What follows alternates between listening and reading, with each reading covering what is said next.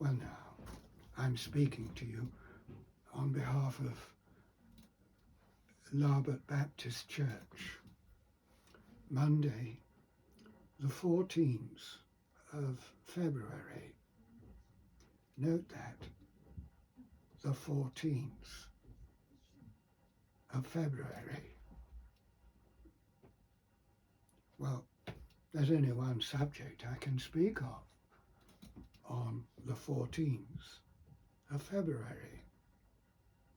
And it's this: love is at the centre of human experience.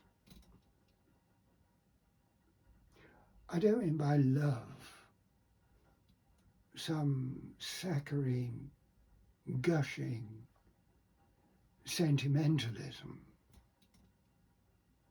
I don't mean by love some blank indulgence.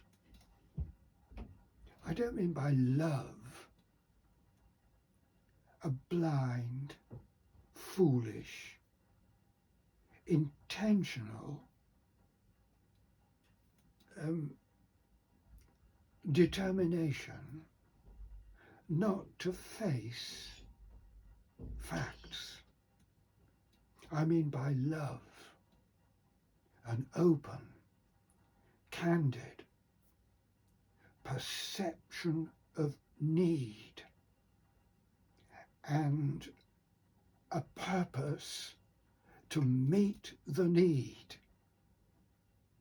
with the ambition to reach beyond the need met to the beauty that is beyond. Love stands at the centre of the human experience.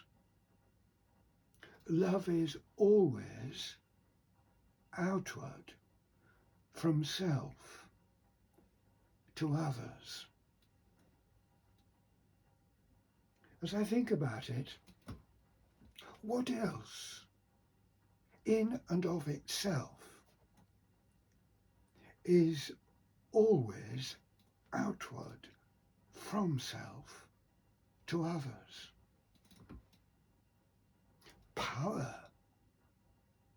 is not in and of itself from self outward to others, nor is ability, nor is wealth and the acquisition of wealth, nor is education in and of itself, you understand, nor is professional qualification in and of itself from self outward to others. Responsibility and positions of responsibility in and of themselves, no, not necessarily from self outward to others. I'm a retired minister, and I have to include within this overview the pastoral ministry in and of itself is not necessarily from self outward to others. There's no calling, there's no position, however essential or beneficial, which is in and of itself sufficient. Any position, any qualification, anything within the whole of our social living is capable of being as cold as the eye of a dinosaur and as razored as the teeth of a crocodile. But love is always outward from self to others. Love is the giving of one's self, one's whole self, to another.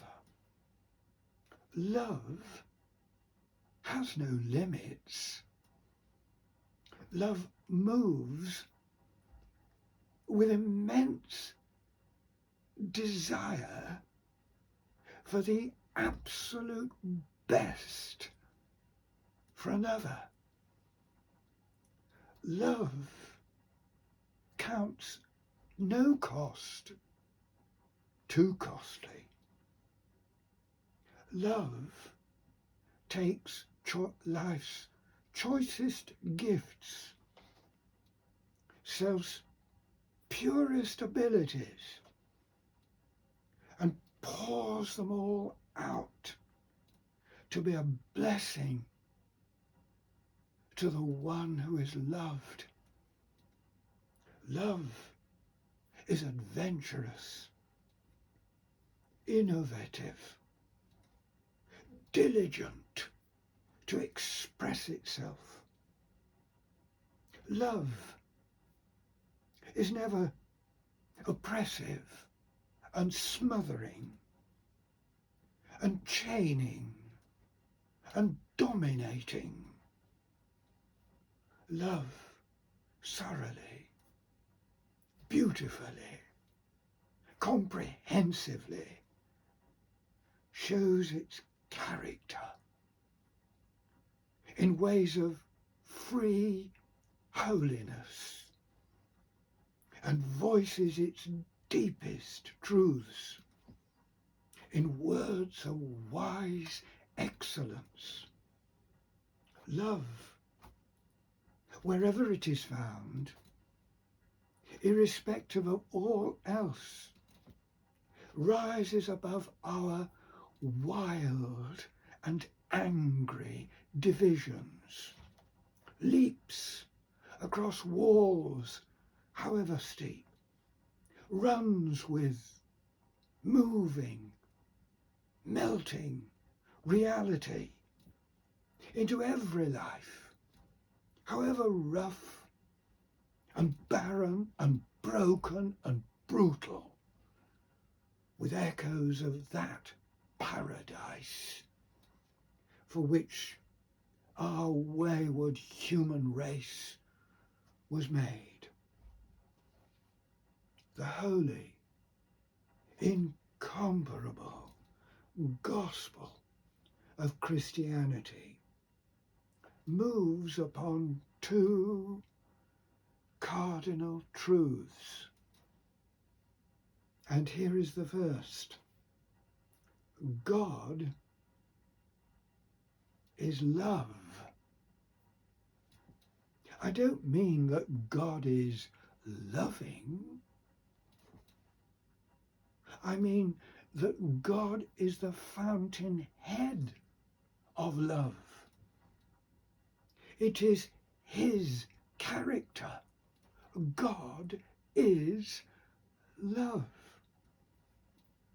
God so loved the world that he gave his only begotten Son, that whoever believes in him should not perish but have everlasting life.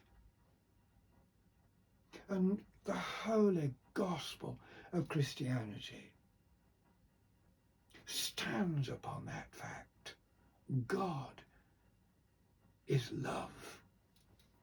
Whatever the parodies of that may have accreted and built up in the way in which we make such a mess of almost everything, in spite of all that, the truth is that God is love.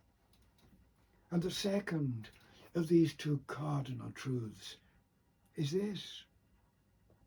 God has caused this truth to be written down. I mean, God has documented his love.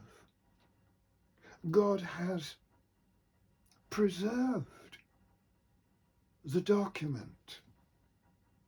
All scripture is given by inspiration of God. We have, writes Peter in his second epistle, we have the prophetic word confirmed, which you do well to heed, as to a light that shines in a dark place until the day dawns and the morning star rises in your hearts. What other theme can I speak of on the 14th of February? And what better theme can I speak of than the fact that God is love, and God has written down the fact. Over these last 2 Mondays,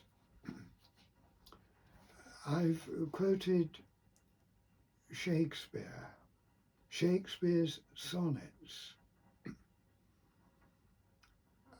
I find them wonderfully expressive.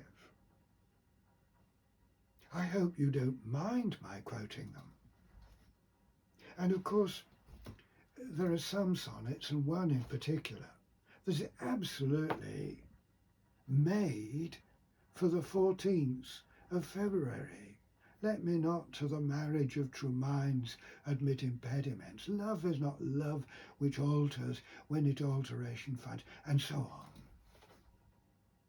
But with respect, I'm going to ask Shakespeare, would he graciously stand aside and let me come to the rostrum and give you something of mine. Oh, you say, you don't think you can compare with Shakespeare? No, I don't. I know very well I don't. I probably know the fact better than you do, because I have all these works of Shakespeare stored in my memory. Nevertheless, there is a piece here that has my initials, G.R.F., written to them, because this is my work, and it's got my experience in it, my testimony in it. This comes from me, however imperfect it is. Let me quote it to you.